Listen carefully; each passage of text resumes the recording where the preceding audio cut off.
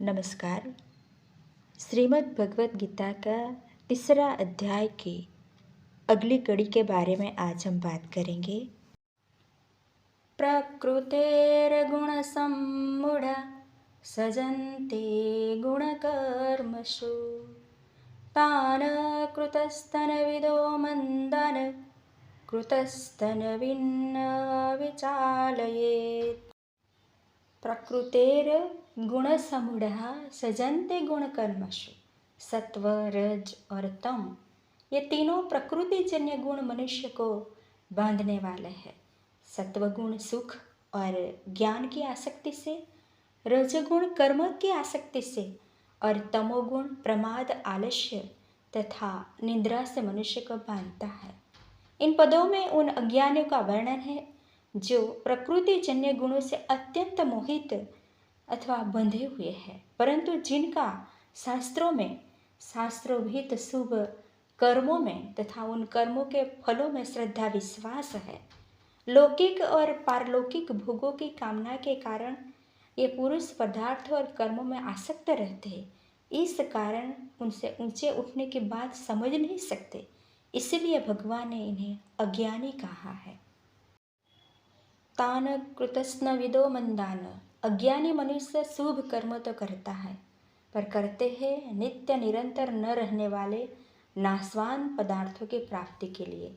धनादि प्राप्त पदार्थों में ममता रखते हैं और अप्राप्त पदार्थों की कामना करते हैं। इस प्रकार ममता और कामना से बंधे रहने के कारण वे गुणों और कर्मों के तत्वों को पूर्ण रूप से नहीं जान सकते। अज्ञानी मनुष्य शास्त्रविहित कर्म और उनकी विधि को तो ठीक तरह से जानते हैं, और गुणों से और कर्मों के तत्वों को ठीक तरह से न जानने कारण उन्हें अकृतस्नविदः, पुण्यतय न जानने वाले कहा गया है। और सांसारिक भोग तथा संग्रह में रुचि होने के कारण उन्हें मंदान, मंद बुद्धि कहा गया है। कृतस्नविन्न विचालयते, गुण और कर्म विभाग को पुण्यतया जानने वाला तथा कामना ममता से रहित ज्ञानी पुरुष को चाहिए कि वह पूर्ण वर्णित अज्ञानी पुरुषों का शुभ कर्मों से विचलित न करे, जिससे वह मंदबुद्धि पुरुष अपनी वर्तमान स्थिति से नीचे न गिर जाए। इसी अध्याय के 25वें-26वें श्लोक में इसे ज्ञानी पुरुषों का असक्त विद्वान और युक्त विद्वान नाम से वर्णन हुआ है। भगवान ने तत्वज्ञ महापुरुषों को 25वें श्लोक में कुर्यात पद से स्वयं कर्म करने की तथा 26वें श्लोक में जोसेत पद से अज्ञानी पुरुषों से भी वैसे ही कर्म करने की आज्ञा दी थी, परंतु यहाँ भगवान ने न विचालयेत पदों से वैसी आज्ञा न देकर मानव उसमें कुछ ढील दी है कि ज्ञानी पुरुष अधिक न तो कम से कम अपने संकेत, वचन और क्रिया से अज्ञानी पुरुषों को विचलित न करे, कारण कि जीवन मुक्त महापुरुष पर भगवान और शास्त्र अपना शासन नहीं रखते। उनके कहलाने वाले शरीर से स्वतः स्वाभाविक लोक संग्रहार्थ क्रियाएं हुआ करती है। तत्वज्ञ महापुरुष कर्मयोगी हो अथवा ज्ञान योगी, संपूर्ण कर्म करते हुए भी उसका कर्म और पदार्थों के साथ किसी प्रकार का संबंध स्वतः नहीं रहता, जो वस्तुतः था नहीं। अज्ञानी मनुष्य स्वर्ग प्राप्ति के लिए शुभ कर्म किया करते हैं, इसलिए भगवान ने ऐसे मनुष्य को विचलित न करने की आज्ञा दी है। अर्थात वे महापुरुष अपने संकेत, वचन और क्रिया से ऐसी कोई बात प्रकट न करें जिससे उनका सकाम पुरुषों के शास्त्रविहित शुभ कर्मों में अश्रद्धा, विश्वास या रुचि पैदा हो जाए और वे उन कर्मों का त्याग कर दें, क्योंकि ऐसा करने से उनका पतन हो सकता है। इसलिए ऐसे पुरुषों का सकाम भाव से विचलित करना है, शास्त्रीय कर्मों से नहीं। जन्म मरण रूप बंधन से छुटकारा दिलाने के लिए उन्हें सकाम भाव से विचलित करना उचित भी है और आवश्यक भी है। अर्जुन का प्रश्न था कि मेरे को घोर कर्म में क्यों लगाते हो। इस प्रश्न का उत्तर भगवान कई तरह से देते हैं, जिसका तात्पर्य है कि मेरा उद्देश्य घोर कर्म में लगाना नहीं है, प्रत्युत कर्मों से संबंध विच्छेद करना है। कर्मों से संबंध विच्छेद करने के लिए ही कर्मयोग है। जिससे मनुष्य कर्मों में फंस जाता है, उसी कर्म और कर्म फल की आसक्ति से छूटने के लिए क्या करना चाहिए, इसको भगवान आगे के श्लोक में बताते हैं। मयि सर्वाणि कर्माणि सन्न्यस्य अध्यात्मचेतसा निराशीर्निर्ममो भूत्वा युद्धस्व विगतज्वरः। मयि सर्वाणि कर्माणि सन्न्यस्याध्यात्मचेतसा। प्रायः साधक का यह विचार रहता है कि कर्मों से बंधन होता है और कर्म किए बिना कोई रह सकता नहीं, इसलिए कर्म करने से तो मैं बंध जाऊंगा। अतः कर्म किस प्रकार करने चाहिए जिससे कर्म बंधनकारक न हो, प्रत्युत मुक्तिदायक हो जाए। इसके लिए भगवान अर्जुन से कहते हैं कि तू अध्यात्मचित से संपूर्ण कर्तव्य कर्मों को मेरे अर्पण कर दे, अर्थात इनसे अपना कोई बंधन मत मान। कारण कि वास्तव में संसार मात्र की संपूर्ण क्रियाओं में केवल मेरी शक्ति ही काम कर रही है। शरीर, इंद्रियां, पदार्थ आदि भी मेरे हैं और शक्ति भी मेरी है, इसलिए सब कुछ भगवान का है और भगवान अपने हैं। गंभीरतापूर्वक ऐसे विचार करके जब तू कर्तव्य कर्म करेगा तब वे कर्म तेरे को बांधने वाले नहीं होंगे, प्रत्युत उद्धार करने वाले हो जाएंगे। शरीर, इंद्रियां, मन, बुद्धि, पदार्थ आदि पर अपना कोई अधिकार नहीं चलता। यह मनुष्य मात्र का अनुभव है। ये सब प्रकृति स्थानी और स्वयं परमात्मा का है। ममेवांसो जीवलोके। अतः शरीर आदि पदार्थों में मूल से माने हुए अपनेपन को हटाकर इनको भगवान का ही मानना अर्पण कहलाता है। अतः अपने विवेक को महत्व देकर पदार्थों और कर्मों से मूर्खतावश माने हुए संबंध का त्याग करना ही अर्पण करने का तात्पर्य है। अध्यात्म चेतसा पद से भगवान का यह तात्पर्य है कि किसी भी मार्ग का साधक हो उसका उद्देश्य आध्यात्मिक होना चाहिए, लौकिक नहीं। वास्तव में उद्देश्य या आवश्यकता सदैव नित्य तत्व की आध्यात्मिक होती है और कामना सदैव अनित्य तत्व उत्पत्ति विनाशील वस्तु की होती है। साधक में उद्देश्य होना चाहिए, कामना नहीं। उद्देश्य वाला अंतकरण विवेक विचार युक्त ही रहता है। दार्शनिक अथवा वैज्ञानिक किसी भी दृष्टि से यह सिद्ध नहीं हो सकता कि शरीर आदि भौतिक पदार्थ अपने हैं। वास्तव में ये पदार्थ अपने और अपने लिए ही नहीं, प्रत्युत केवल सदुपयोग करने के लिए मिले हुए हैं। अपने न होने के कारण ही इन पर किसी का आधिपत्य नहीं चलता। संसार मात्र परमात्मा का है, परंतु जीव मूल से परमात्मा की वस्तु को अपनी मान लेता है और इसलिए बंधन में पड़ जाते हैं।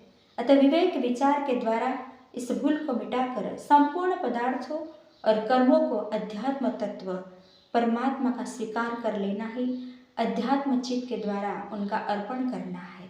इस श्लोक में अध्यात्म चेतसा पद मुख्य रूप से आया है। तात्पर्य आया है कि अविवेक से ही उत्पत्ति विनाशील शरीर संसार अपना दिखता है।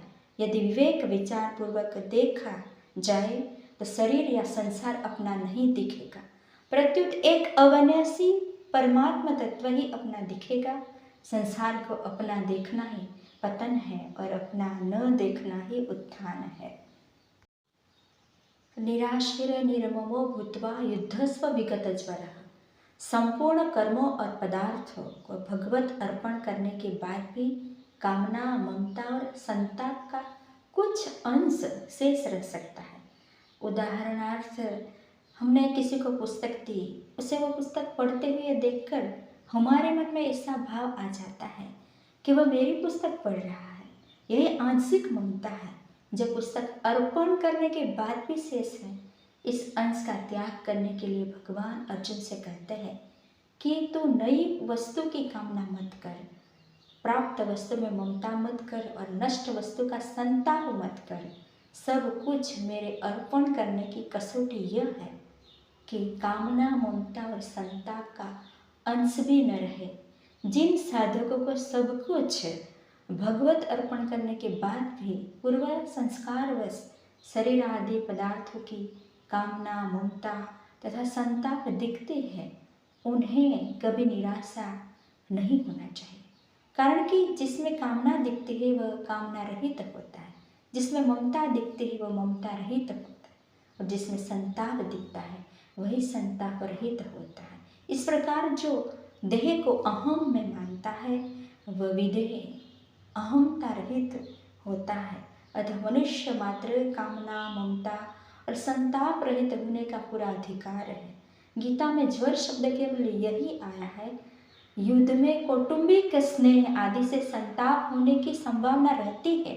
अतः युद्ध रूप कर्तव्य कर्म करते समय विशेष सावधान रहने के लिए भगवान विगत ज्वर पद देकर अर्जुन से कहते हैं कि तू संताप रहित होकर युद्ध रूप कर्तव्य कर्म को कर।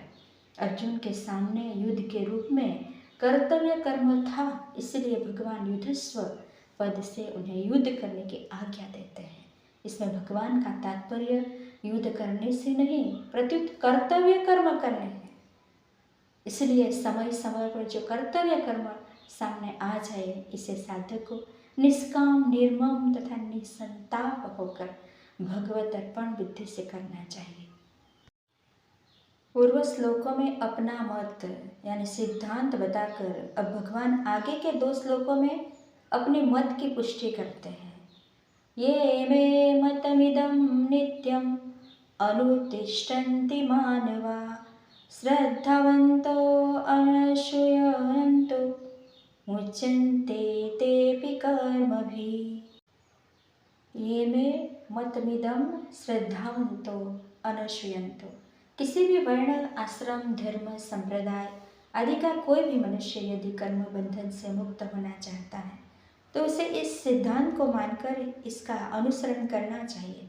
शरीर, इंद्रियां, मन, बुद्धि, पदार्थ, कर्म आदि कुछ भी अपना नहीं है। इस वास्तविकता को जान लेने वाले सभी मनुष्य कर्म बंधन से छूट जाता है। भगवान और उनके मत में प्रत्यक्ष तरह निसंदेह दृढ़ विश्वास और पूज्य भाव से युक्त मनुष्य को श्रद्धावंत पद से कहा गया है।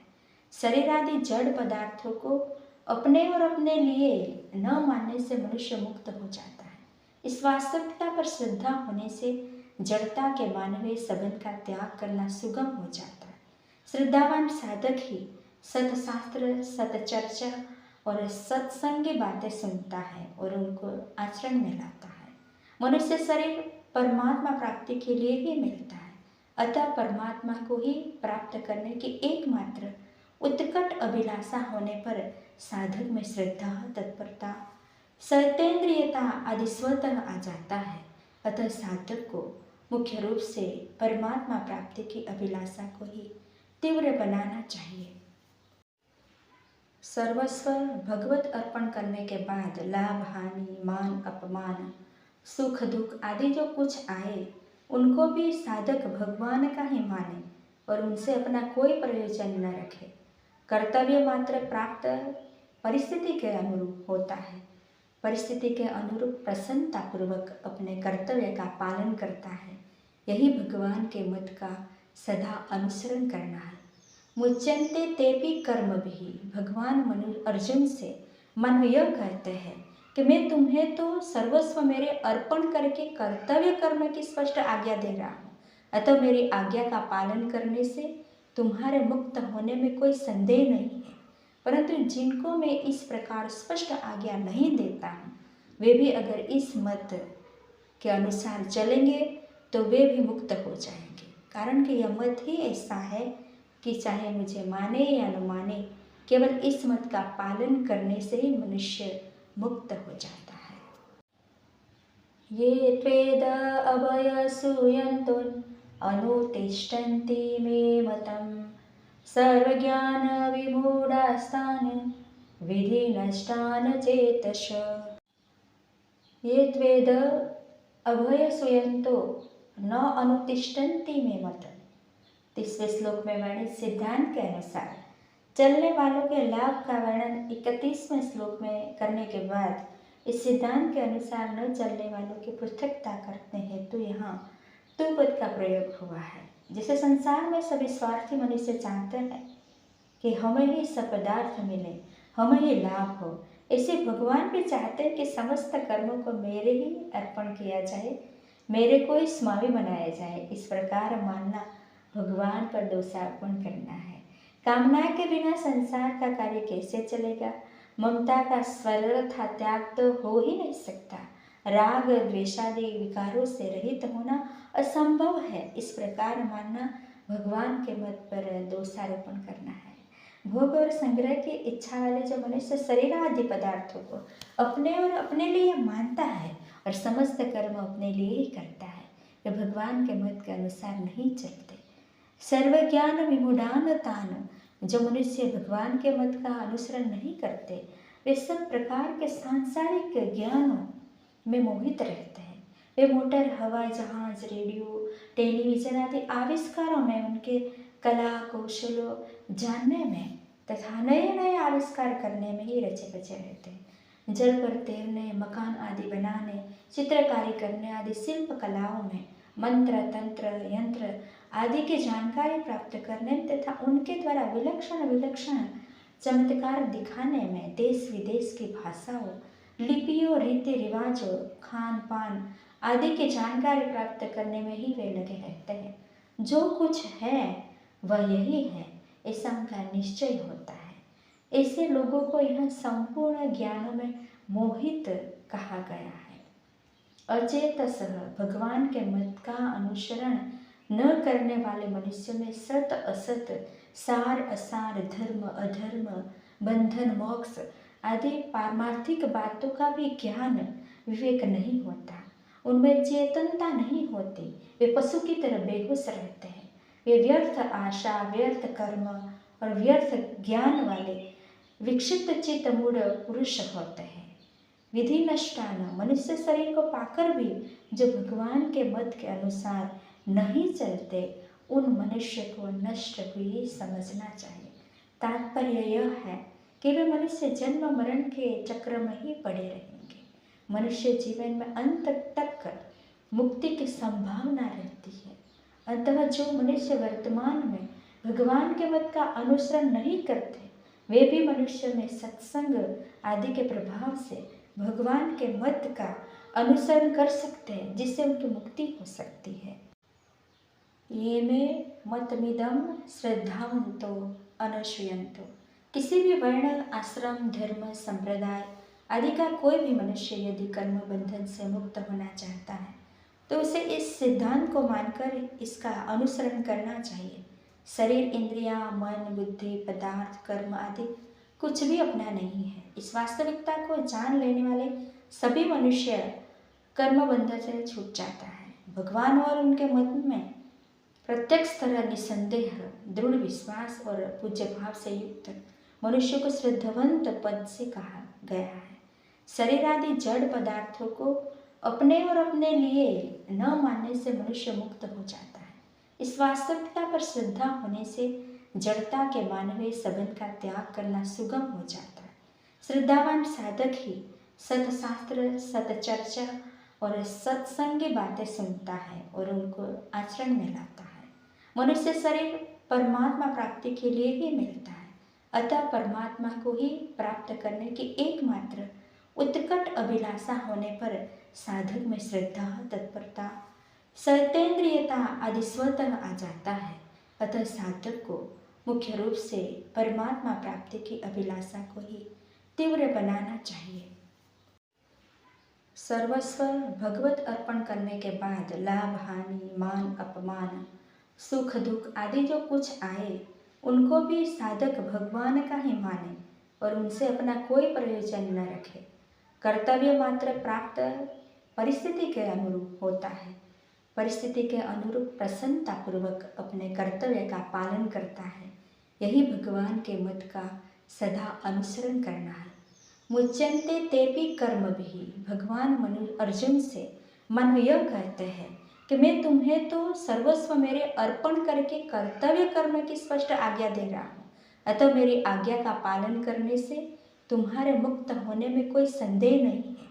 परंतु जिनको मैं इस प्रकार स्पष्ट आज्ञा नहीं देता हूँ, वे भी अगर इस मत के अनुसार चलेंगे तो वे भी मुक्त हो जाएंगे। कारण कि यह मत ही ऐसा है कि चाहे मुझे माने या न माने, केवल इस मत का पालन करने से ही मनुष्य मुक्त हो जाता है। ये त्वेद अभयसूयन्तुन् अनुतिष्ठन्ति मे मतम् सर्वज्ञान विमूढास्तान् विधिनष्टान् चेतश। ये त्वेद अभयसूयन्तो न अनुतिष्ठन्ति मे मतम्।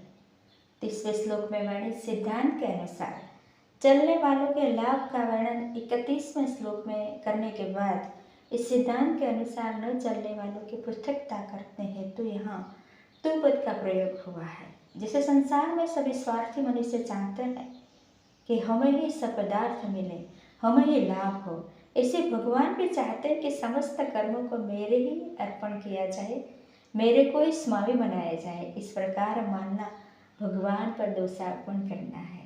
कामना के बिना संसार का कार्य कैसे चलेगा? ममता का सर्वथा त्याग तो हो ही नहीं सकता। राग द्वेषादि विकारों से रहित होना असंभव है। इस प्रकार मानना भगवान के मत पर दोषारोपण करना है। भोग और संग्रह की इच्छा वाले जो मनुष्य शरीर आदि पदार्थों को अपने और अपने लिए मानता है और समस्त कर्म अपने लिए ही करता है, वे भगवान के मत के अनुसार नहीं चलते। सर्वज्ञान विमूढ़ान तान, जो मनुष्य भगवान के मत का अनुसरण नहीं करते, वे सब प्रकार के सांसारिक ज्ञानों में मोहित रहते हैं। वे मोटर, हवाई जहाज, रेडियो, टेलीविजन आदि आविष्कारों में, उनके कला कौशलों जानने में तथा नए नए आविष्कार करने में ही रचे बचे रहते हैं।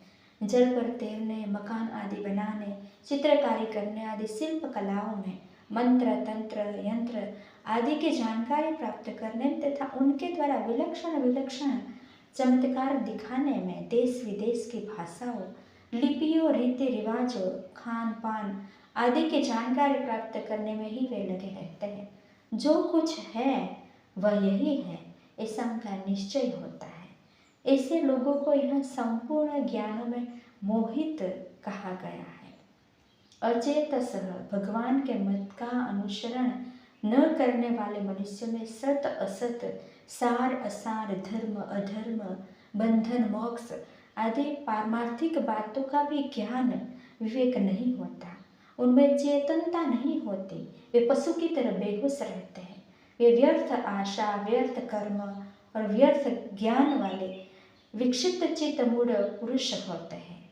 विधि नष्टान, मनुष्य शरीर को पाकर भी जो भगवान के मत के अनुसार नहीं चलते, उन मनुष्य को नष्ट हुई समझना चाहिए। तात्पर्य यह है कि वे मनुष्य जन्म मरण के चक्र में ही पड़े रहेंगे। मनुष्य जीवन में अंत तक मुक्ति की संभावना रहती है।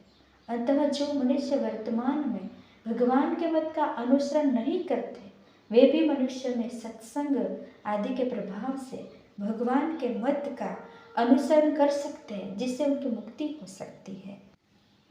परंतु यदि उन मनुष्य का भाव जैसा वर्तमान में है वैसा ही भविष्य में भी बना रहा, तो उन्हें भगवत प्राप्ति से वंचित रह जाने के कारण नष्ट हुई समझना चाहिए। इसी कारण भगवान ने इसे मनुष्य के लिए नष्टान विधि पदों का प्रयोग किया है। भगवान के मत का अनुसरण न करने वाला मनुष्य समस्त कर्म राग अथवा द्वेष पूर्वक करता है। राग और द्वेष दोनों ही मनुष्य के महान शत्रु है। तो हयस्य परिपंथनो, नाशवान होने के कारण पदार्थ और कर्म तो सदा साथ नहीं रहते, पर राग द्वेष पूर्वक कर्म करने से मनुष्य तादात्म्य ममता और कामना से आबद्ध होकर बार बार नीच योनि और नरकों को प्राप्त होता रहता है। इसलिए भगवान ने इसे मनुष्य को नष्ट हुए ही समझने की बात कही है। 31वें और 32वें दोनों श्लोकों में भगवान ने कहा है कि मेरे सिद्धांत के अनुसार चलने वाले मनुष्य कर्म बंधन से मुक्त हो जाता है और न चलने वाले मनुष्य का पतन हो जाता है। इससे यह तात्पर्य निकलता है कि मनुष्य भगवान को माने या न माने, इसमें भगवान का कोई आग्रह नहीं है, परंतु इसे भगवान के मत सिद्धांत का पालन अवश्य करना चाहिए। इसमें भगवान की आज्ञा है। अगर वह ऐसा नहीं करेगा तो उसका पतन अवश्य हो जाएगा। हाँ, यदि साधक भगवान को मानकर उनके मत का अनुष्ठान करे तो भगवान उसे अपने आप को दे देंगे। परंतु यदि भगवान को न मानकर केवल उनके मत का अनुष्ठान करे तो भगवान उसका उद्धार कर देंगे। तात्पर्य यह है कि भगवान को मानने वाले को प्रेम की प्राप्ति और भगवान का मत मानने वाले को मुक्ति की प्राप्ति होती है। भगवान के मत के अनुसार कर्म न करने से मनुष्य का पतन हो जाता है। ऐसा क्यों है? इसका उत्तर भगवान आगे के श्लोक में देते हैं। सदृशं चेष्टते स्वस्यः प्रकृतेर्ज्ञानवानपि प्रकृतिं यान्ति भूतानि निग्रह किं करिष्यति। प्रकृतिं यान्ति भूतानि, जितने भी कर्म किए जाते हैं वे स्वभाव अथवा सिद्धांत को सामने रखकर किए जाते हैं। स्वभाव दो प्रकार का होता है, राग द्वेष रहित और राग द्वेष युक्त। जैसे रास्ते में चलते हुए कोई बोर्ड दिखाई दिया और उस पर लिखा हुआ पढ़ लिया तो यह पढ़ना न तो राग द्वेष हुआ और न किसी सिद्धांत से अपितु राग द्वेष रहित स्वभाव से स्वतः हुआ। किसी मात्र का पत्र आने पर उसे राग पूर्वक पढ़ते हैं और शत्रु का पत्र आने पर उसे द्वेष पूर्वक पढ़ते हैं, तो यह पढ़ना राग द्वेष युक्त स्वभाव से हुआ। गीता, रामायण आदि सत शास्त्रों के पढ़ना सिद्धांत से पढ़ना हुआ।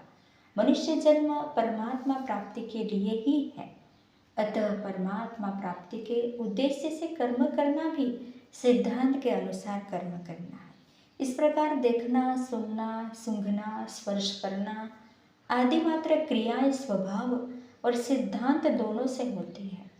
राग द्वेष रहित स्वभाव दोषी नहीं होता, प्रत्युत राग द्वेष युक्त स्वभाव दोषी होता है। राग द्वेष पूर्वक होने वाली क्रियाएं मनुष्य को बांधती है क्योंकि इनसे स्वभाव अशुद्ध होता है, और सिद्धांत से होने वाली क्रियाएं उद्धार करने वाली होती है क्योंकि इनसे स्वभाव शुद्ध होता है। स्वभाव अशुद्ध होने के कारण ही संसार से माने हुए संबंध का विच्छेद नहीं होता। स्वभाव शुद्ध होने से संसार से माने हुए संबंध का सुगमता पूर्वक विच्छेद हो जाता है।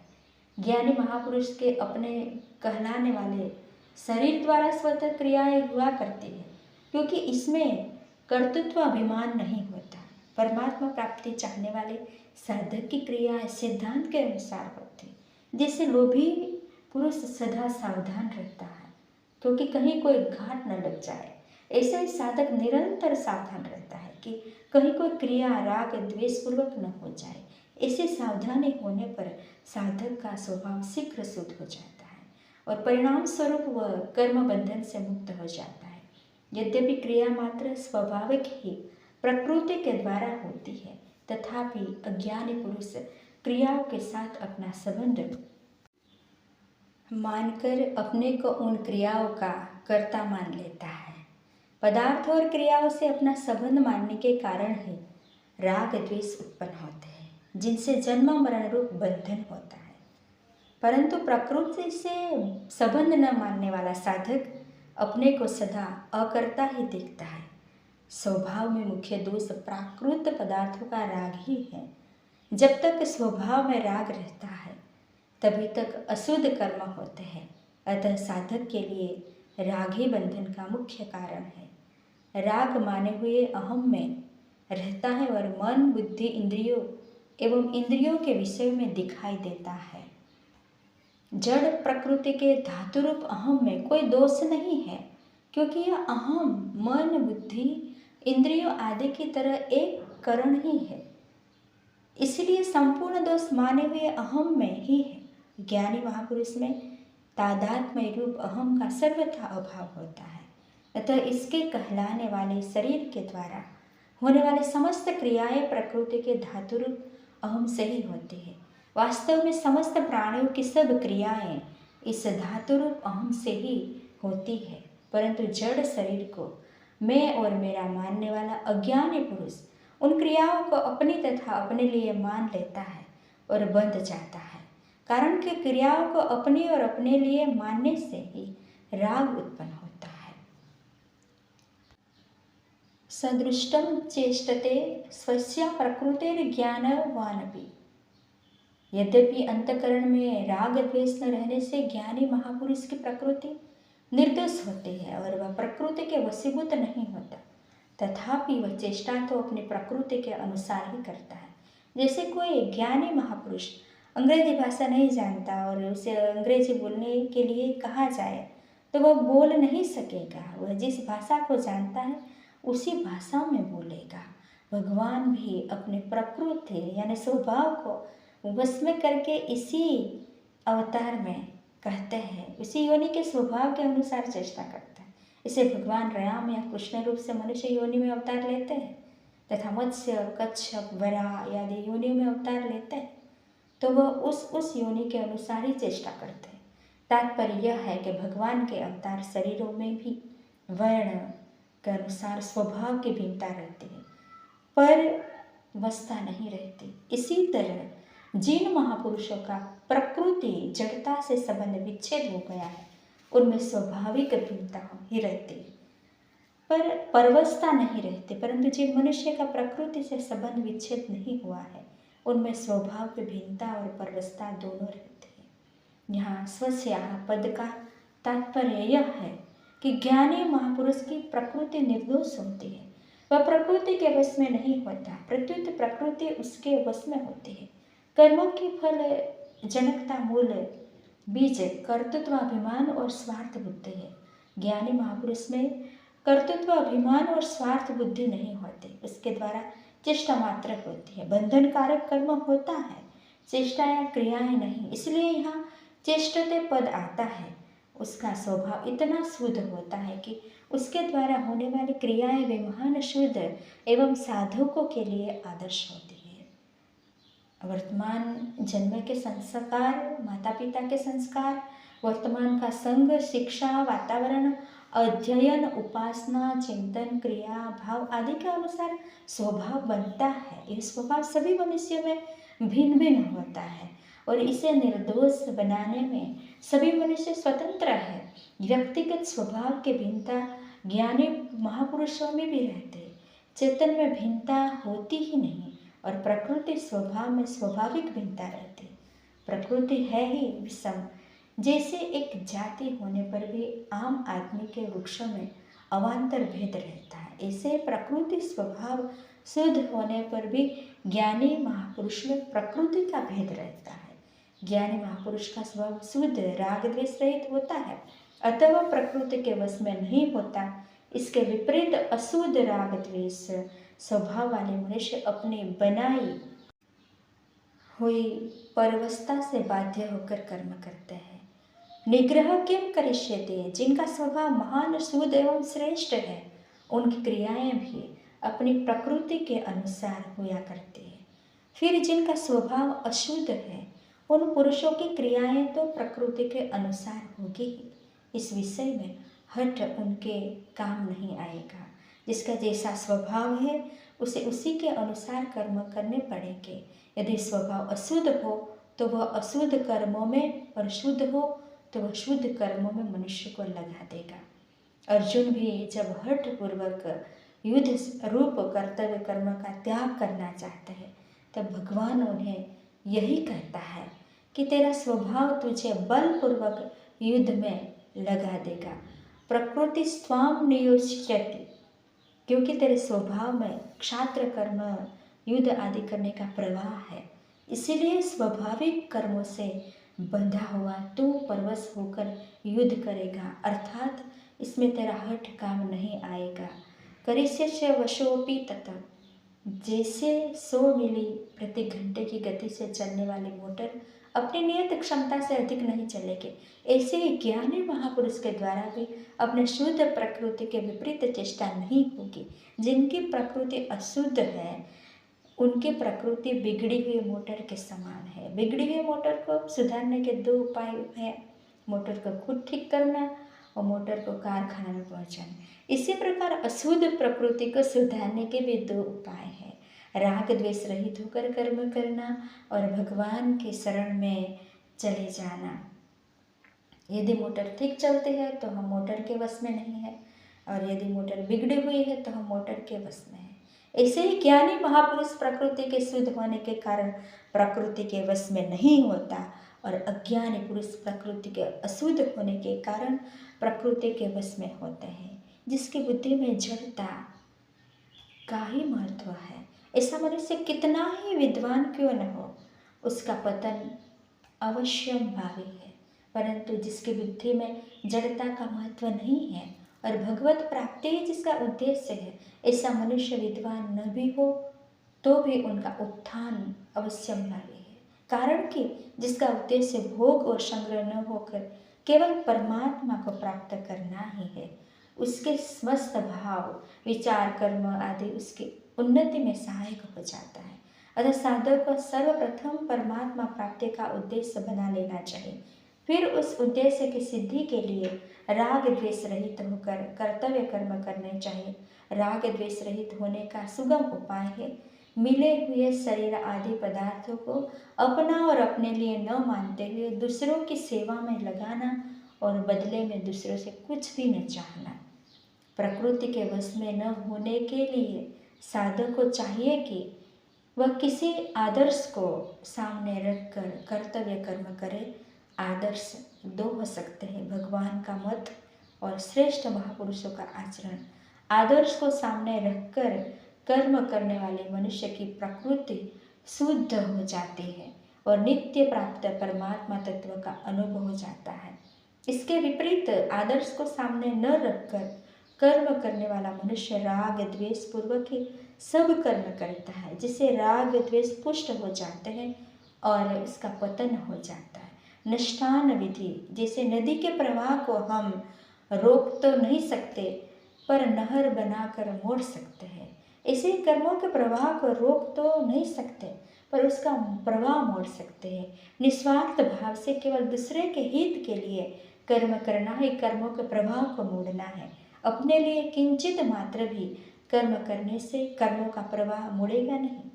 तात्पर्य यह है कि केवल दूसरों के हित के लिए कर्म करने से कर्मों का प्रवाह संसार की ओर हो जाता है और साधक कर्म बंधन से मुक्त हो जाता है। ज्ञानी महापुरुष भी जब व्यवहार करता है तो स्वभाव के अनुसार ही करता है, कारणों के बिना कोई व्यवहार नहीं कर सकता। जैसे आचार्य बालक की स्थिति में आकर ही उसको वर्णमाला क ख ग सिखाता है, ऐसे ही ज्ञानी महापुरुष भी साधारण मनुष्य की स्थिति में आकर ही उसको समझाता है, व्यवहार करता है।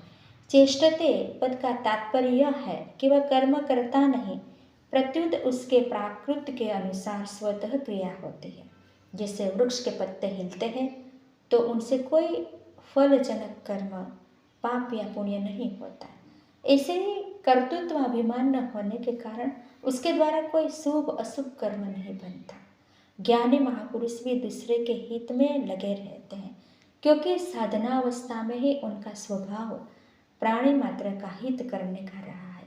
सर्वभूत हिते रताः, इसलिए कुछ भी करना, जानना और पाना शेष न रहने पर भी उनमें सबका हित करने का स्वभाव रहता है। तात्पर्य यह है कि दूसरों का हित करते करते जब उनका संसार से सर्वथा संबंध विच्छेद हो जाता है तब उनको हित करना नहीं पड़ता, प्रत्युत पहले के प्रवाह के कारण उनके द्वारा स्वतः दूसरों का हित होता है। प्रत्येक मनुष्य का अपनी प्रकृति को साथ लेकर ही जन्म होता है, अतः उसे अपनी प्रकृति के अनुसार कर्म करने ही पड़ते हैं। इसलिए अब भगवान आगे के श्लोक में प्रकृति को शुद्ध करने का उपाय बताते हैं।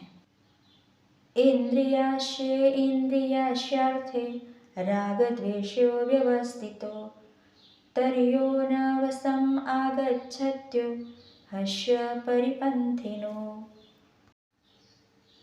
इंद्रियस्य इंद्रियस्यार्थे राग द्वेषो व्यवस्थितो, प्रत्येक इंद्रिय के प्रत्येक विषय में राग द्वेष को अलग अलग स्थित बताने के लिए यहाँ इंद्रियस्य पद 2 बार प्रयुक्त हुआ है। तात्पर्य यह है कि प्रत्येक इंद्रिय श्रोत्र, त्वचा, नेत्र, रसना और घ्राण के प्रत्येक विषय शब्द, स्पर्श, रूप, रस और गंध में अनुकूलता प्रतिकूलता की मान्यता से मनुष्य के राग द्वेष स्थित रहते हैं।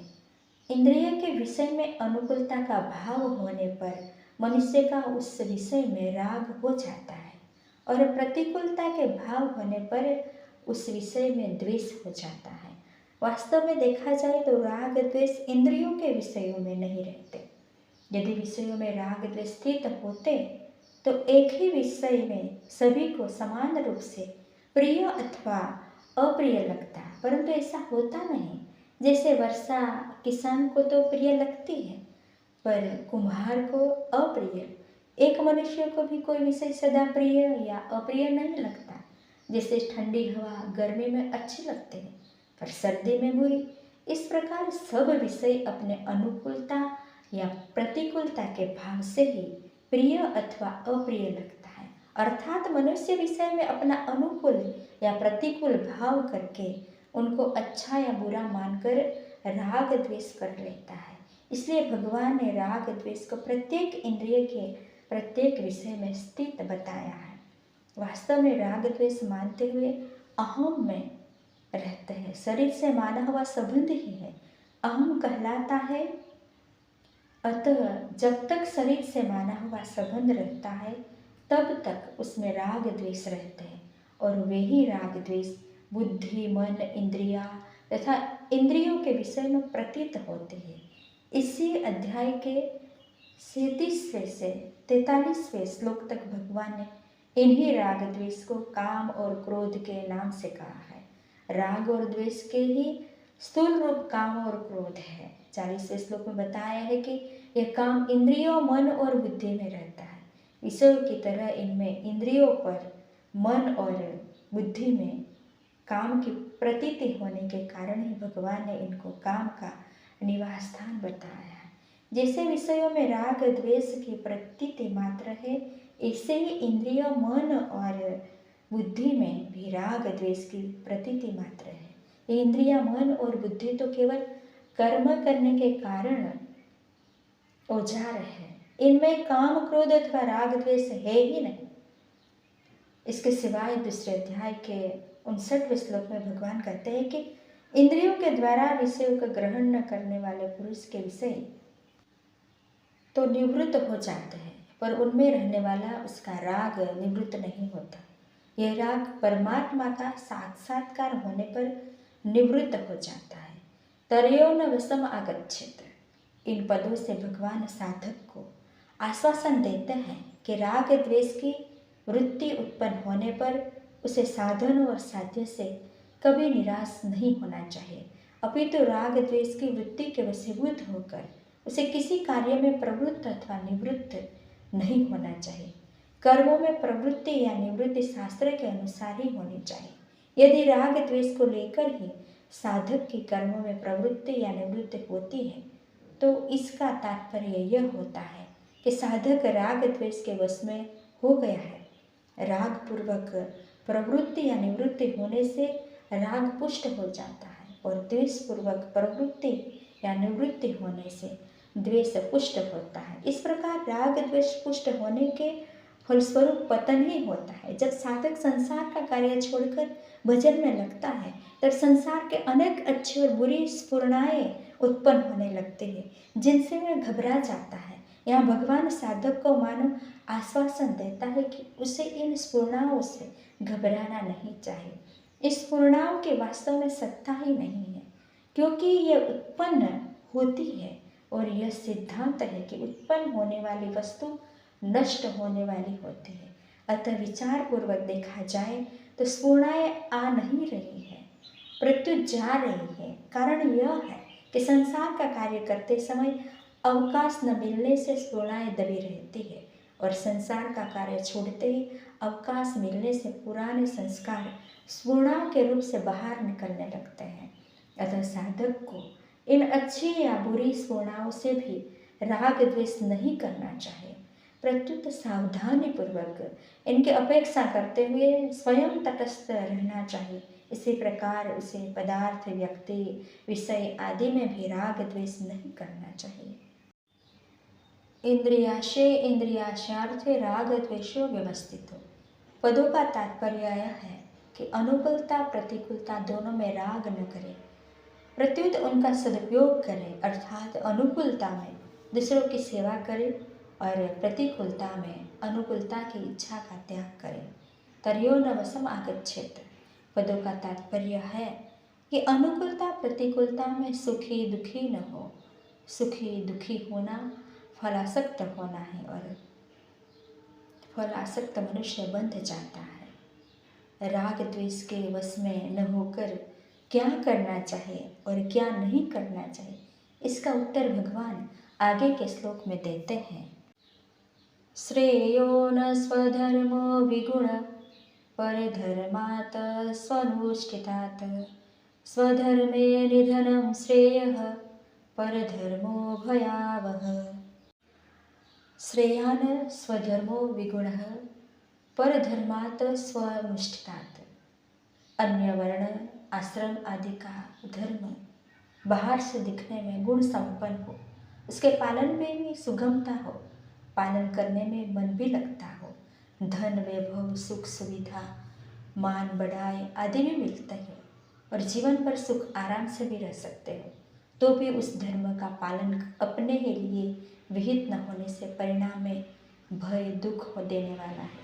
इसके विपरीत अपने वर्ण आश्रम आदि का धर्म बाहर से देखने में गुणों की कमी वाला हो, उसके पालन में भी कठिनाई हो, पालन करने में मन भी न लगता हो, धन वैभव सुख सुविधा मान बढ़ाई आदि भी न मिलती हो और उसका पालन करने में जीवन पर कष्ट भी सहन पड़ता हो, तो भी उस स्वधर्म का निष्काम भाव से पालन करना परिणाम में कल्याण करने वाला है। इसलिए मनुष्य को किसी भी स्थिति में अपने धर्म का त्याग नहीं करना चाहिए, प्रत्युत निष्काम निर्मम और अनासक्त होकर स्वधर्म का ही पालन करना चाहिए। मनुष्य के लिए स्वधर्म का पालन स्वाभाविक है, सहज है। मनुष्य का जन्म कर्म के अनुसार होता है और जन्म के अनुसार भगवान ने कर्म नियत किया है। अतः अपने अपने नियत कर्मों का पालन करने से मनुष्य कर्म बंधन से मुक्त हो जाता है, अर्थात उसका कल्याण हो जाता है। अतः दोष युक्त दिखने पर भी नियत कर्म अर्थात सद्धर्म का त्याग नहीं करना चाहिए। अर्जुन युद्ध करने की अपेक्षा भिक्षा का अन्न खाकर जीवन निर्वाह करने को श्रेष्ठ समझते हैं, परंतु यहाँ भगवान अर्जुन को मानो यह समझाते हैं कि भिक्षा के अन्न से जीवन निर्वाह करना भिक्षु के लिए स्वधर्म होते हुए भी तेरे लिए परधर्म है, क्योंकि तू गृहस्थ क्षत्रिय है, भिक्षुक नहीं। पहले अध्याय में जब अर्जुन ने कहा कि युद्ध करने से पाप लगेगा, पापे ममाश्रय, तब भी भगवान ने कहा कि धर्ममय युद्ध न करने से तो स्वधर्म और कीर्ति को खोकर पाप को प्राप्त होगा। फिर भगवान ने बताया कि जय पराजय लाभ हानि और सुख दुख को समान समझकर युद्ध करने से अर्थात राग द्वेष रहित होकर अपने कर्तव्य का पालन करने से पाप नहीं लगेगा। आगे 18वें अध्याय में भी भगवान ने यही बात कही है कि स्वभाव नियत स्वरूप कर्तव्य को करता हुआ मनुष्य पाप को प्राप्त नहीं होता। तात्पर्य यह है कि स्वधर्म के पालन में राग द्वेष रहने से ही पाप लगता है, अन्यथा नहीं। राग द्वेष रहित होकर स्वधर्म का भली भांति आचरण करने से समता यानी योग का अनुभव होता है और समता का अनुभव होने पर दुखों का नाश होता है। इसलिए भगवान बार बार अर्जुन को राग द्वेष रहित होकर युद्ध रूप स्वधर्म का पालन करने पर जोर देते हैं। भगवान अर्जुन को मानो यह समझाते हैं कि क्षत्रिय कुल में जन्म होने के कारण क्षात्र धर्म के नाते युद्ध करना तुम्हारा स्वधर्म है, तुम्हारा कर्तव्य है। अतः युद्ध में जय पराजय लाभ हानि और सुख दुख को समान देखना और युद्ध रूप क्रियाओं को संबंध अपने साथ नहीं है। ऐसा समझकर केवल कर्मों की आसक्ति मिटाने के लिए कर्म करना है। शरीर इंद्रियां मन बुद्धि पदार्थ आदि अपने कर्तव्य का पालन करने के लिए है। वर्ण आश्रम आदि के अनुसार अपने अपने कर्तव्य का निस्वार्थ भाव से पालन करना ही स्वधर्म है। आसक्ति जन्य जिस धर्म कहते हैं उसी का नाम कर्तव्य है। स्वधर्म का पालन करना अथवा अपने कर्तव्य का पालन करना एक ही बात है। कर्तव्य उसे कहते हैं जिसको सुगमता पूर्वक कर सकते हैं। जो अवश्य करने योग्य है और जिसको करने पर प्राप्तव्य की प्राप्ति अवश्य होती है। धर्म का पालन करना सुगम होता है क्योंकि वह कर्तव्य होता है। यह नियम है कि केवल अपने धर्म का ठीक ठीक पालन करने से मनुष्य वैराग्य हो जाता है। धर्मते विरति, केवल कर्तव्य मात्र समझकर धर्म का पालन करने से कर्मों का प्रभाव प्रकृति में चला जाता है और इस तरह अपने साथ कर्मों का संबंध नहीं रहता।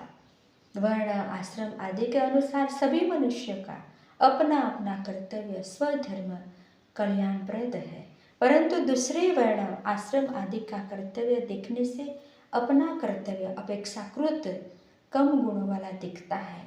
जैसे ब्राह्मण के कर्तव्य सम दम तप क्षमा आदि की अपेक्षा क्षत्रिय के कर्तव्य युद्ध करना आदि में अहिंसा हित गुणों की कमी दिखती है। इसलिए यहाँ विगुण पद देने का भाव यह है कि दूसरों के कर्तव्य से अपने कर्तव्य में गुणों की कमी दिखने पर भी अपना कर्तव्य ही कल्याण करने वाला है। अतः किसी भी अवस्था में अपने कर्तव्य त्याग नहीं करना चाहिए। वर्ण आश्रम आदि के अनुसार 12 से तो कर्म अलग अलग घोर या सौम्य प्रतीत होता है, पर परमात्मा प्राप्ति रूप उद्देश्य एक ही होता है। परमात्मा प्राप्ति का उद्देश्य न रहने से तथा अंतकरण में प्राकृत पदार्थों का महत्व रहने से ही कर्म घोर या सौम्य प्रतीत होते हैं। स्वधर्म निधनम श्रेयः, स्वधर्म पालन में यदि सदा सुख आराम धन संपत्ति मान बढ़ाई आदर सत्कार आदि ही मिलते तो वर्तमान में धर्मात्माओं की टोलियां देखने में आती, परंतु स्वधर्म का पालन सुख अथवा दुख को देखकर नहीं किया जाता, प्रत्युत भगवान अथवा शास्त्र की आज्ञा को देखकर निष्काम भाव से किया जाता है। इसलिए स्वधर्म अर्थात अपने कर्तव्य का पालन करते हुए यदि कोई कष्ट आ जाए तो वह कष्ट भी उन्नति करने वाला होता है। वास्तव में वह कष्ट नहीं अपितु तप होता है। उसी कष्ट से तप की अपेक्षा भी बहुत जल्दी उन्नत होती है, कारण कि तप अपने लिए किया जाता है और कर्तव्य दूसरे के लिए जानकर किए गए तप से उतना लाभ नहीं होता जितना लाभ स्वतः आए हुए कष्ट रूप तप से होता है। जिन्होंने स्वधर्म पालन में कष्ट सहन किया और जो स्वधर्म का पालन करते हुए मर गए वे धर्मात्मा पुरुष अमर हो गए। लौकिक दृष्टि से भी जो कष्ट आने पर भी अपने धर्म कर्तव्य पर डटा रहता है उसकी बहुत प्रशंसा और महिमा होती है। जैसे देश को स्वतंत्र बनाने के लिए जिन पुरुषों ने कष्ट सहे बार बार जेल गए और फांसी पर लटका गए उनकी आज भी बहुत प्रशंसा और महिमा होती है। इसके विपरीत बुरे कर्म करके जेल जाने वाले की सब जगह निंदा होती है। तात्पर्य यह निकलता है कि निष्काम भावपूर्वक अपने धर्म का पालन करते हुए कष्ट आ जाए अथवा मृत्यु तक भी हो जाए तो भी उससे लोक में प्रशंसा और परलोक में कल्याण ही होता है। सद्वर्ण का पालन करने वाले मनुष्य की दृष्टि धर्म पर रहती है। धर्म पर दृष्टि रहने से उसका धर्म के साथ संबंध रहता है। अतः धर्म पालन करते हुए यदि मनुष्य की भी मृत्यु हो जाए तो उसका उद्धार हो जाता है। एक शंका होती कि स्वधर्म का पालन करते हुए मरने से कल्याण ही होता है तो इसमें कैसे माने। गीता समाधान देते कि साक्षात भगवान की वाणी है, अतः इसमें शंका की संभावना ही नहीं है। दूसरे यह चर्म चक्षु का प्रत्यक्ष विषय नहीं है, प्रत्युत श्रद्धा विश्वास का विषय है। फिर भी इस विषय में कुछ बातें बताई जाती हैं। जिस विषय का हमें पता नहीं है उसका पता शास्त्र से ही लगता है। शास्त्र में आया है कि जो धर्म की रक्षा करता है उसी की रक्षा कल्याण धर्म करता है। धर्म रक्षति रक्षितः, अतः जो धर्म का पालन करता है उसके कल्याण का भार धर्म पर और धर्म के उपदेष्टा भगवान वेदों शास्त्रों ऋषियों मुनियों आदि पर होता है तथा उन्हीं की शक्ति से उसका कल्याण होता है। जैसे हमारे शास्त्रों में आया है कि पातिव्रत धर्म का पालन करने से स्त्री का कल्याण हो जाता है, तो वहाँ पतिव्रत धर्म की आज्ञा देने वाले भगवान वेद शास्त्र आदि की शक्ति से ही कल्याण होता है। पति की शक्ति से नहीं। ऐसे ही धर्म का पालन करने के लिए भगवान वेदों, शास्त्र, ऋषि, मुनियों और संत महात्मा की आज्ञा है। इसलिए धर्म पालन करते हुए मरने पर उनकी शक्ति से कल्याण हो जाता है, इसमें किंचित मात्र भी संदेह नहीं है। पुराणों और इतिहासों से भी सिद्ध होता है कि अपने धर्म का पालन करने वाला कल्याण होता है। जैसे राजा हरिश्चंद्र अनेक कष्ट, निंदा, अपमान आदि के आने पर भी अपने सत्य धर्म से विचलित नहीं हुए, अतः इसके प्रभाव से वे समस्त प्रजा को साथ लेकर परम धाम गए और आज भी उनकी बहुत प्रशंसा और महिमा है। वर्तमान समय में पुनर्जन्म संबंधी अनेक सत्य घटनाएं देखने, सुनने और पढ़ने में आती हैं, जिनसे मृत्यु के बाद होने वाली सदगति, दुर्गति का पता लगता है। निस्वार्थ भाव से अपने कर्तव्य का ठीक ठीक पालन करने पर आसक्ति की तो बात ही क्या है। परलोक को न मानने वाले नास्तिक के भी चित्त में सात्विक प्रसन्नता आ जाती है। ये प्रसन्नता कल्याण का द्योतक है, क्योंकि कल्याण का वास्तविक रूप में परम शांति है। अतः अपने अनुभव से भी सिद्ध होता है कि अकर्तव्य का सर्वथा त्याग करके कर्तव्य का पालन करने से कल्याण होता है। स्वधर्म कल्याणकारक और परधर्म भयावह है, ऐसा जानते हुए भी मनुष्य स्वधर्म में प्रवृत्त क्यों नहीं होता। इस पर अर्जुन प्रश्न करते हैं। अर्जुन उवाच अथ केन प्रयुक्तोऽयं पापं चरति पुरुष अनिच्छन्नपि वाष्णेय बलादेव नियोजित।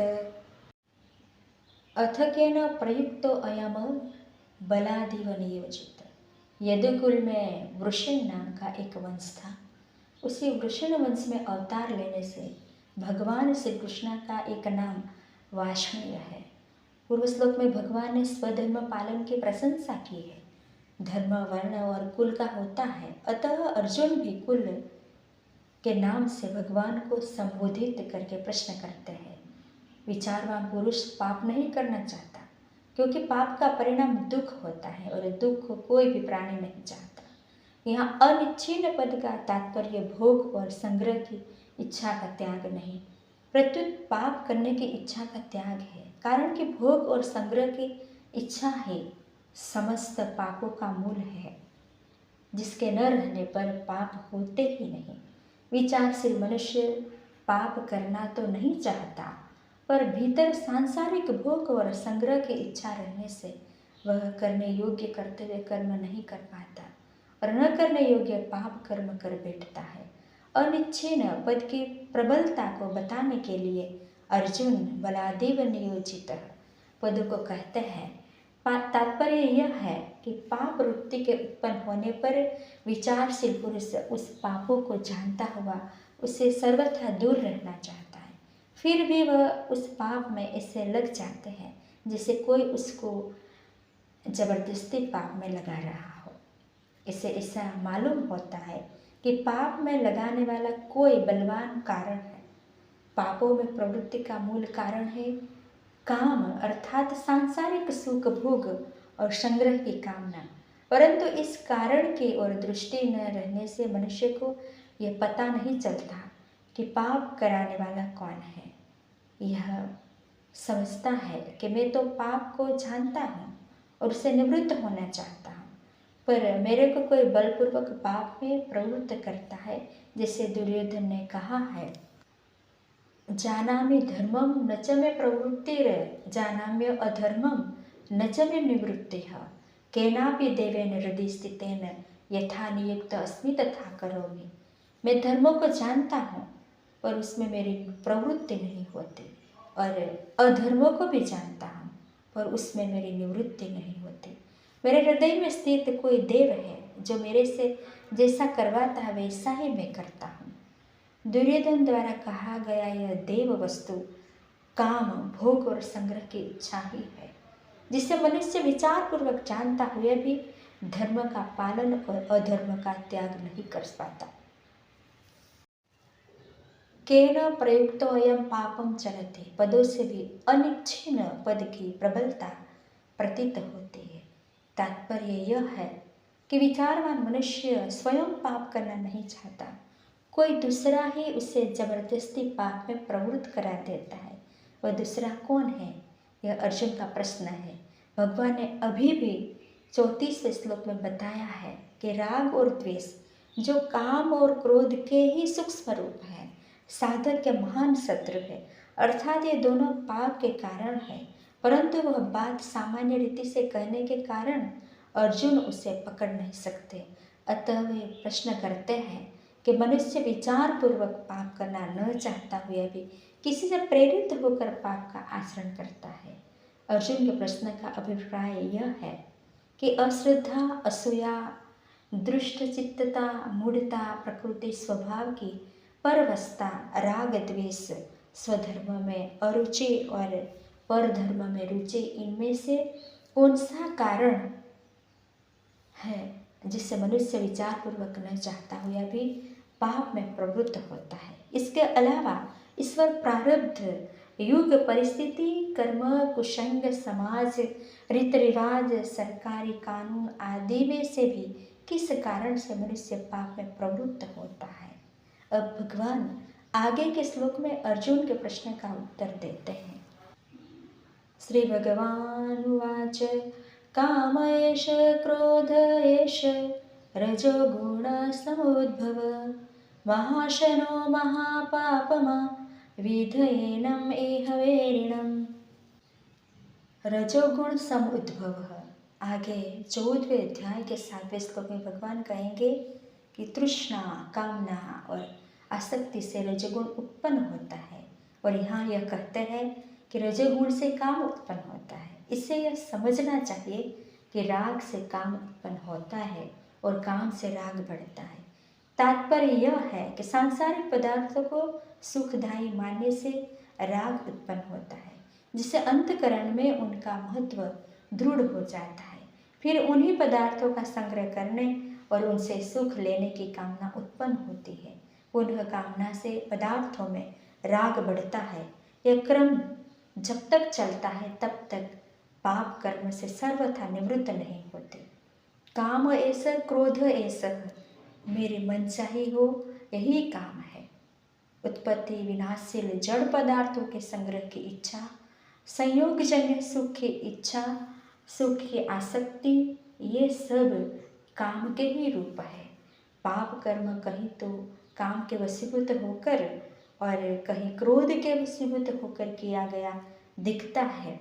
दोनों से अलग अलग पाप होते हैं, इसलिए दोनों पद दिए। वास्तव में काम अर्थात उत्पत्ति, विनाशशील पदार्थों की कामना, प्रियता, आकर्षण ही समस्त पापों का मूल है। कामना में बाधा लगने पर काम ही क्रोध में परिणित हो जाता है। इसलिए भगवान ने एक कामनाओं के पापों का मूल बताने के लिए ये पदों को एक वचन का प्रयोग किया है। कामना की प्रीति होने पर लोभ उत्पन्न होता है और कामना में बाधा पहुँचने पर क्रोध उत्पन्न होता है। यदि बाधा पहुँचाने वाला अपने से अधिक बलवान हो तो क्रोध उत्पन्न न होकर भय उत्पन्न होता है। इसीलिए गीता में कहीं कहीं कामना और क्रोध के साथ साथ भय की भी बात आई है। महाशनो महापापमा। कोई वैरी ऐसा होता है जो भेंट, पूजा अथवा अनुनय विनय से शांत हो जाता है, पर यह काम ऐसा वैरी है जो किसी से भी शांत नहीं होता। इस काम की कभी तृप्ति नहीं होती। जिसे धन मिलने पर धन की कामना बढ़ती ही चली जाती है। ऐसे ज्यों ज्यों भोग मिलते हैं त्यों ही त्यों कामना बढ़ती ही चली जाती है। इसीलिए कामना को महाशन कहा गया है। कामना ही संपूर्ण पापों का कारण है। चोरी, डकैती, हिंसा आदि समस्त पाप कामना से ही होते हैं। इसलिए कामना को महापापमा कहा गया है। कामना उत्पन्न होते ही मनुष्य अपने कर्तव्य से, अपने स्वरूप से और अपने इष्ट भगवान से विमुख हो जाता है और नाशवान संसार के सम्मुख हो जाता है। नाशवान के सम्मुख होने से पाप होते हैं और पापों के फलस्वरूप नरक को तथा नीच योनि की प्राप्ति होती है। संयोगजन्य सुख की कामना से संसार सत्य प्रतीत होता है और प्रतिक्षण बदलने वाले शरीर आदि पदार्थ स्थिर दिखाई देते हैं। सांसारिक पदार्थों को स्थिर मानने से ही मनुष्य उनसे सुख भोगता है और उनकी इच्छा करता है। सुख भोग के समय संसार की क्षण भंगुरता आएगी और दृष्टि नहीं चाहती और मनुष्य भोग को तथा अपने को भी स्थिर दिखता है।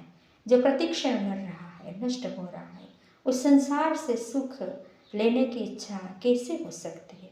और संसार प्रतिक्षण मर रहा है, इस जानकारी का तिरस्कार करने से ही सांसारिक सुख भोग की इच्छा होती है। चलचित्र, सिनेमा में पके हुए अंगूर देखने पर भी उन्हें खाने की इच्छा नहीं होती। यदि होती तो सिद्ध हुआ कि हमने उसे स्थिर माना है। परिवर्तनशील संसार को स्थिर मानने से वास्तव में जो स्थिर तत्व है उस परमात्मा तत्व की तरफ अथवा अपने स्वरूप की तरफ दृष्टि जाती ही नहीं। उधर दृष्टि न जाने से मनुष्य उससे विमुख होकर नाशवान सुख भोग में फंस जाता है। इससे सिद्ध होता है कि वास्तविक तत्व से विमुख हुए बिना कोई सांसारिक भोग भोगा ही नहीं जा सकता और रागपूर्वक सांसारिक भोग भोगने से मनुष्य परमात्मा से विमुख हो ही जाता है। भोग बुद्धि से सांसारिक भोग भोगने वाला मनुष्य हिंसा रूप पाप से बच ही नहीं सकता। वह अपनी भी हिंसा पतन करता है और दूसरों को भी। जैसे कोई मनुष्य धन का संग्रह करके उससे भोगों को भोगता है तो उसे देखकर निर्धनों के हृदय में धन और भोगों के अभाव का विशेष दुख होता है। ये उनकी हिंसा हुई भोगों को भोगकर वह स्वयं अपनी भी हिंसा यानी पतन करता है, क्योंकि स्वयं परमात्मा का चेतन अंश होते हुए भी जड़ धन को महत्व देने से वह वस्तुतः जड़ का दास हो जाता है, जिससे उसका पतन हो जाता है। संसार के सब भोग पदार्थ सीमित होते हैं, अतः मनुष्य जितना भोग भोगता है उतना भोग दूसरों के हिस्से से ही आता है। हाँ, शरीर निर्वाह मात्र के लिए पदार्थों को स्वीकार करने से मनुष्य को पाप नहीं लगता। शरीर निर्वाह में भी शास्त्रों में केवल अपने लिए भोग भोगने का निषेध है। अपना माता पिता, गुरु, बालक, स्त्री, वृद्ध आदि को शरीर निर्वाह के पदार्थ पहले देखकर फिर स्वयं लेने चाहिए। भोग बुद्धि से भोग भोगने वाला पुरुष अपने तो पतन करता है और वस्तुओं का दुरुपयोग करके उनका नाश करता है और अभावग्रस्त पुरुषों की हिंसा करता है। परंतु जीवन मुक्त महापुरुष के विषय में यह बात लागू नहीं होती। उसके द्वारा हिंसा रूप पाप नहीं होता, क्योंकि उसमें भोग बुद्धि नहीं होती और इसके द्वारा निष्काम भाव से निर्वाह मात्र के लिए शास्त्रविहित क्रियाएं होती है। उस महापुरुष के वियोग में आने वाली वस्तुओं का विकास होता है, नाश नहीं। अर्थात इसके पास आने पर वस्तु का सदुपयोग होता है, जिससे वह सार्थक हो जाता है। जब तक संसार में उस महापुरुष का कहलाने वाला शरीर रहता है तब तक उसके द्वारा स्वतः स्वाभाविक प्राणियों का उपकार होता रहता है। शरीर निर्वाह मात्र की आवश्यकता महाशय और महापापमा नहीं है, कारण कि शरीर निर्वाह मात्र की आवश्यकता कामना नहीं है। आवश्यकता पूर्ति होती है, जैसे भूख लगी और भोजन करने से तृप्त हो गई, परंतु कामना की वृद्धि होती है। विधियेन मयि वैरिणम, यद्यपि वास्तव में सांसारिक पदार्थों की कामना का त्याग होने पर ही सुख शांति का अनुभव होता है, तथापि मनुष्य अज्ञानवश पदार्थ से सुख का होना मान लेता है। इस प्रकार मनुष्य ने पदार्थों की कामना को सुख का कारण मानकर उसे अपना मित्र और हितैषी मान रखा है। इस मान्यता के कारण कामना कभी मिटती नहीं। इसलिए भगवान यहाँ कहते हैं कि इस कामना को अपना मित्र नहीं प्रत्युत वेरी मान। कामना मनुष्य की वेरी इसलिए है कि यह मनुष्य के विवेक को ढककर उसे पापों में प्रवृत्त कर देती है। संसार के संपूर्ण पापों, दुखों, नरकों आदि के मूल में एक कामना ही है। इस लोक और परलोक में जहाँ कहीं कोई दुख पा रहे हैं, उसी में सत्य की कामना ही कारण है।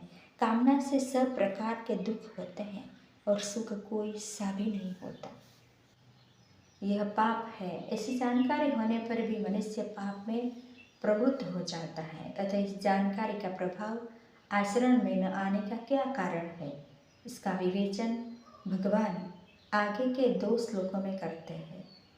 ध्रुवेण्याव्रीहते विहेर्ण यथादर्शो मलेन च यथोप्लेनावृतो गर्भस् तथा तेनेदम आवृतम। ध्रुवेण्याव्रियते वहेन, जैसे धुएं से अग्नि ढक रहती है, ऐसे ही कामना से मनुष्य का विवेक ढक रहता है, अर्थात स्पष्ट प्रतीत नहीं होता। विवेक बुद्धि प्रकट होता है। बुद्धि 3 प्रकार की होती है, सात्विक, राजसी और तामसी। सात्विक की बुद्धि में कर्तव्य अकर्तव्य का ठीक ठीक ज्ञान होता है। राजसी बुद्धि में कर्तव्य अकर्तव्य का ठीक ठीक ज्ञान नहीं होता और तामसी बुद्धि में सब वस्तु का विपरीत ज्ञान होता है। कामना उत्पन्न होने पर सात्विक बुद्धि भी धुएं से अग्नि के समान ढक जाती है। फिर राजसी और तामसी बुद्धि का तो कहना ही क्या। सांसारिक इच्छा उत्पन्न होते ही पारमार्थिक मार्ग में धुआं हो जाता है। अगर इस अवस्था में सावधानी नहीं हुई तो कामना और अधिक बढ़ जाती है। कामना बढ़ने पर तो पारमार्थिक मार्ग में अंधेरा ही हो जाता है। उत्पत्ति विनाशील जड़ वस्तुओं में प्रियता, महत्ता, सुखरूपता, सुंदरता, विशेषता आदि दिखने के कारण ही उनकी कामना पैदा होती है। ये कामना ही मूल में विवेक को ढकने वाली है।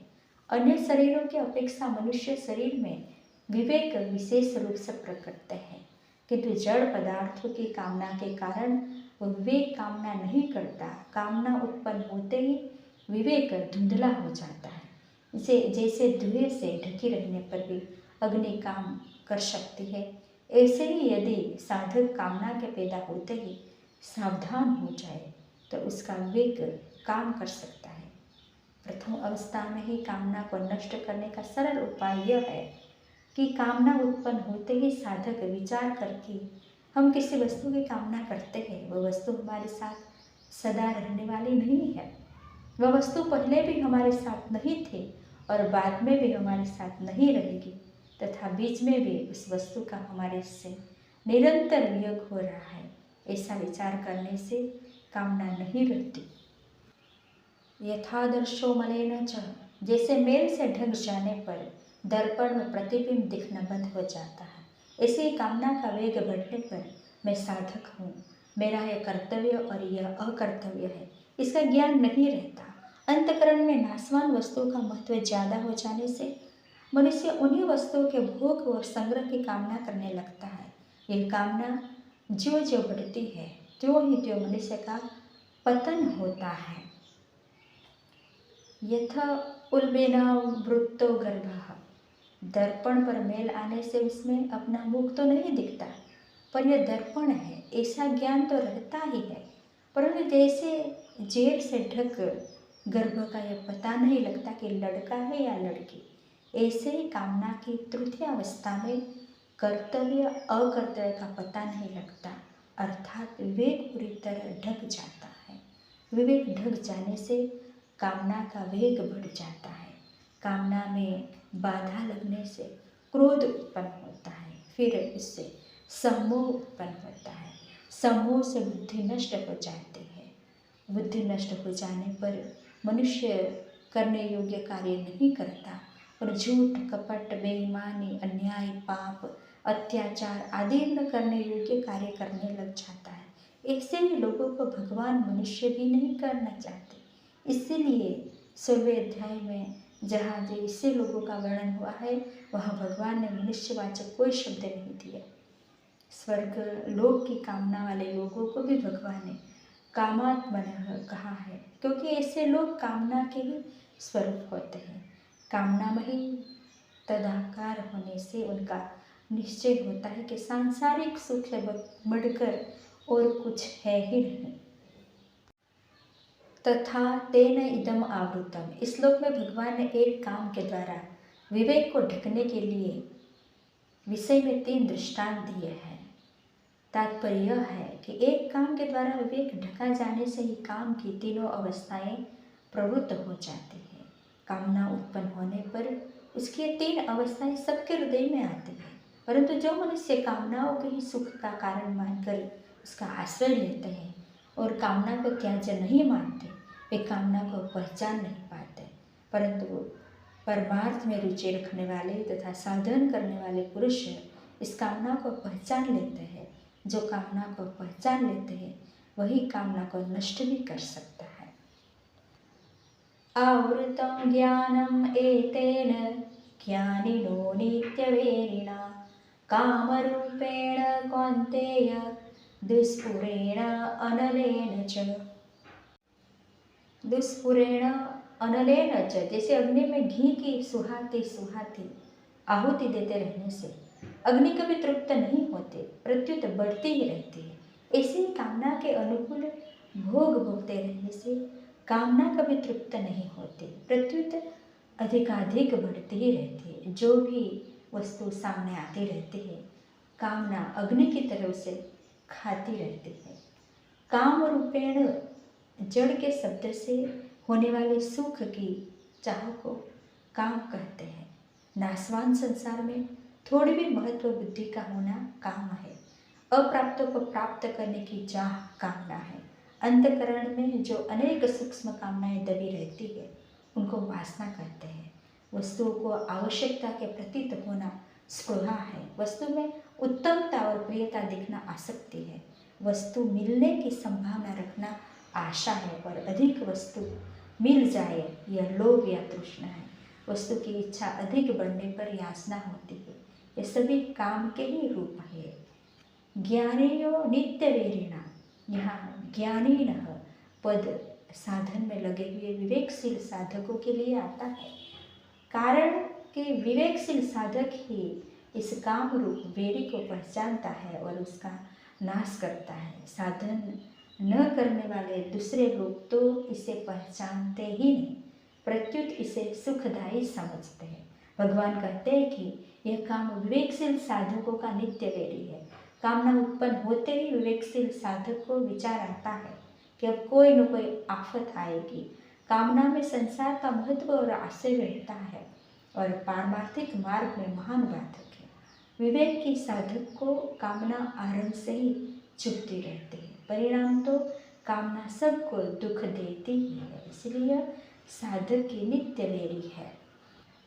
आवृत्तम ज्ञानम, विवेक प्राणी मात्र में है। पशु पक्षी आदि मनुष्येतर जीवों में यह विवेक विकसित नहीं होता और केवल जीवन निर्वाह तक सीमित रहता है। परंतु मनुष्य में यदि कामना न हो तो यह विवेक विकसित हो सकता है, क्योंकि कामना के कारण ही मनुष्य का विवेक ढक जाता है। विवेक ढक रहने से मनुष्य अपने लक्ष्य परमात्मा प्राप्ति की ओर बढ़ नहीं सकता, क्योंकि कामना उसे चिन्मय तत्व की ओर नहीं जाने देती, प्रत्युत जड़ तत्वों में ही लगाए रखती है। किसी शत्रु को नष्ट करने के लिए उसके रहने के स्थानों की जानकारी होनी आवश्यक है। इसलिए भगवान आगे के श्लोक में ज्ञानियों के नित्य वेरी काम के रहने का स्थान बताते हैं।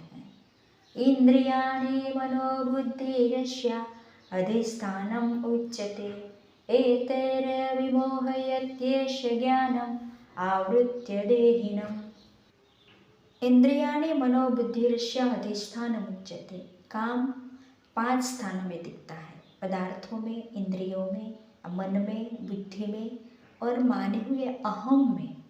अर्थात कर्ता में इन 5 स्थानों में दिखने पर भी काम वास्तव में माने हुए अहम में ही रहता है। 5 स्थानों में दिखाई देने के कारण ही वे इस काम के निवास स्थान कहे जाते हैं। समस्त क्रियाएं शरीर, इंद्रियों, मन और बुद्धि से ही होती है। ये चारों कर्म करने के साधन हैं। यदि इनमें काम रहता है तो वह पारमार्थिक कर्म नहीं होने देता। इसीलिए कर्मयोगी निष्काम, निर्मम और अनासक्त होकर शरीर, इंद्रियों, मन और बुद्धि के द्वारा अंतःकरण की शुद्धि के लिए कर्म करता है। एतैर्विमोह्यत्येष ज्ञानम आवृत्य देहिनम। कामना के कारण मनुष्य को जो करना चाहिए वह नहीं करता और जो नहीं करना चाहिए वह कर बैठता है। इस प्रकार कामना देहाभिमानी पुरुष को मोहित कर देती है। देहिनम विमोहयति पदों का तात्पर्य यह है कि यह काम देहाभिमानी पुरुष को ही मोहित करता है। शरीर को मैं और मेरा मानने वाला ही देह अभिमानी होता है। भगवान ने अपने उपदेश के आरंभ में ही देह और देही यानी आत्मा का विवेचन किया है। देह और आत्मा दोनों अलग अलग है, यह सबका अनुभव है। यह काम ज्ञान को ढककर देहाभिमानी को बांधता है, आत्मा को नहीं। जो देह के साथ अपना संबंध नहीं मानता उसे यह बांध नहीं सकता। देह को मैं, मेरा और मेरे लिए मानने से ही मनुष्य उत्पत्ति विनाशशील जड़ वस्तु को महत्व देता है, जिससे उसमें जड़ता का राग उत्पन्न हो जाता है। राग उत्पन्न होने पर जड़ता से संबंध हो जाता है। जड़ता से संबंध होने पर ही कामना की उत्पत्ति होती है। कामना उत्पन्न होने पर जीव मोहित होकर संसार बंधन में बंध जाता है। अब आगे के 3 श्लोकों में भगवान काम को मारने का प्रकार बताते हुए उसे मारने की आज्ञा देते हैं। तस्मात् तत्त्वम् इंद्रियाणाद्यो नियम्य भरतर्षभ पापमानं प्रजहिह्येनं ज्ञान विज्ञान नाशनम्। तस्मात् तत्त्वम् इंद्रियाद्यो नियम्य भरतर्षभ। इंद्रियों को विषयों में भोग बुद्धि से प्रवृत्त होने देना, अपितु केवल निर्वाह बुद्धि से अथवा साधन बुद्धि से प्रवृत्त होने देना ही उनको वश में करना है। तात्पर्य यह है कि इंद्रियों के विषय में राग पूर्वक प्रवृत्ति न हो और द्वेष पूर्वक निवृत्ति न हो। राग पूर्वक प्रवृत्ति और द्वेष पूर्वक निवृत्ति होने से राग द्वेष पुष्ट हो जाते हैं और न चाहते हुए भी मनुष्य को पतन की ओर ले जाते हैं। इसीलिए प्रवृत्ति और निवृत्ति अथवा कर्तव्य और अकर्तव्य को जानने के लिए शास्त्र ही प्रमाण है। शास्त्र के अनुसार कर्तव्य का पालन और अकर्तव्य का त्याग करने से इंद्रियां वश में हो जाती हैं। पाप मानव ही प्रजहि, कामना संपूर्ण पापों की जड़ है। इसलिए कामना उत्पन्न होने से पाप होने की संभावना रहती है। आगे चलकर कामना मनुष्य के विवेक को ढककर उसे अंधा बना देती है, जिससे उसे पाप होने का ज्ञान ही नहीं रहता और वह पापों में ही लग जाता है। इससे उसका महान पतन हो जाता है। इसीलिए भगवान कामना को महापापी बताकर उसे अवश्य ही मार डालने की आज्ञा देते हैं। गृहस्थ जीवन ठीक नहीं, साधु हो जाए, एकांत में चले जाए, ऐसा विचार करके मनुष्य कार्यों को बदलना चाहता है, पर कारण कामना को नहीं छोड़ता, उसे छोड़ने का विचार ही नहीं करता। यदि वह कामना को छोड़ देता उसके सब काम अपने आप ठीक हो जाए। जब मनुष्य जीने की कामना तथा अन्य कामनाओं को रखते हुए मरता है तब वे कामना उसके अगले जन्म का कारण बन जाती है। तात्पर्य यह है कि जब तक मनुष्य में कामना रहती है तब तक वह जन्म मरण रूप बंधन में पड़ा रहता है। इस प्रकार बंधने के सिवाय कामना और कुछ काम नहीं आती। जब मनुष्य का जड़ पदार्थों की तरफ आकर्षण होता है तब उनकी कामना उत्पन्न होती है। कामना उत्पन्न होते ही विवेक दृष्टि दब जाती है और इंद्रिय दृष्टि की प्रधानता हो जाती है। इंद्रिय मनुष्यों को केवल शब्दादि विषयों के सुख भोग में लगाती है। पशु पक्षियों को भी प्रवृत्ति इंद्रियों से मिलने वाली सुख तक ही रहती है, परंतु कामना से विवेक ढक जाने के कारण मनुष्य इंद्रियजन्य सुख के लिए पदार्थों की कामना करने लगता है और फिर पदार्थों के लिए रुपयों की कामना करने लग जाता है। इतना ही नहीं, उसकी दृष्टि रुपयों से भी हटकर रुपयों की गिनती संग्रह में हो जाती है। फिर वह रुपयों की गिनती बढ़ाने में ही लग जाता है। निर्वाह मात्र के रुपयों की अपेक्षा उनका संग्रह अधिक पतन करने वाला है और संग्रह की अपेक्षा भी रुपयों की गिनती महान पतन करने वाली है। गिनती बढ़ाने के लिए वह झूठ, कपट, धोखा, चोरी आदि पाप कर्मों भी करने लग जाता है और गिनती बढ़ने पर उसमें अभिमान भी आ जाता है, जो आसुरी संपत्ति का मूल है। इस प्रकार कामना के कारण मनुष्य महान पतन की ओर चला जाता है। इसलिए भगवान इस महान पापी काम का अच्छी तरह नाश करने की आज्ञा देते हैं।